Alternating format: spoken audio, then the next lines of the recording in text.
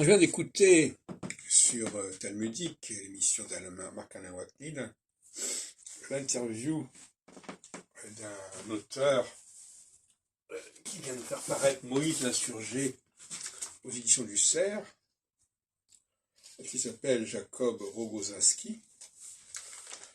Et alors ça m'a beaucoup inspiré, mais pas du tout dans le sens où cet auteur l'entend, mais il apporte de l'eau à mon moulin à sa façon. D'abord, premièrement, une critique que je ferai, qui me paraît évidente, c'est qu'à aucun moment Rogozinski ne signale que le livre de l'Exode est constamment parcouru par la référence aux enfants d'Israël, ce qui n'est pas le cas des autres ouvrages du Pentateuque et de la Bible en général. Ça lui a échappé apparemment.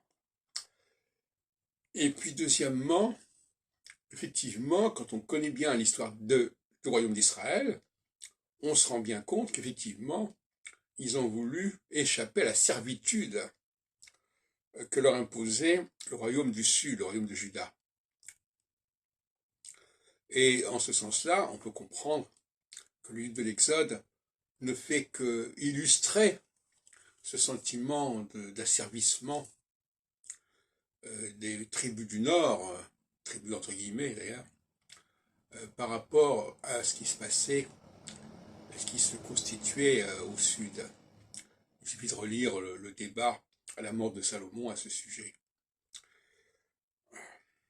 Donc effectivement, oui, le livre de l'Exode fait sens, en ce sens, et même si ça correspond à une réalité, ça n'a aucune importance, il fait sens parce qu'il s'agit d'illustrer la révolte des Israélites à la mort de Salomon, et la volonté de se libérer du joug. Si vous lisez le dialogue entre les gens du Nord et les gens du Sud à la mort de Salomon, il s'agit bien de leur dire, il s'agit bien de dire qu'ils demandent justement à l'héritier de Salomon de les libérer quelque part. En tout cas, de mettre fin à une certaine dureté du joug qu'ils subissent. Voilà, donc c'est cet éclairage-là qui me paraît intéressant, et que Rogozinski met en scène, mais très maladroitement, et à côté de la plaque, mais il a raison de souligner cette question-là. Moïse l'insurgé, effectivement.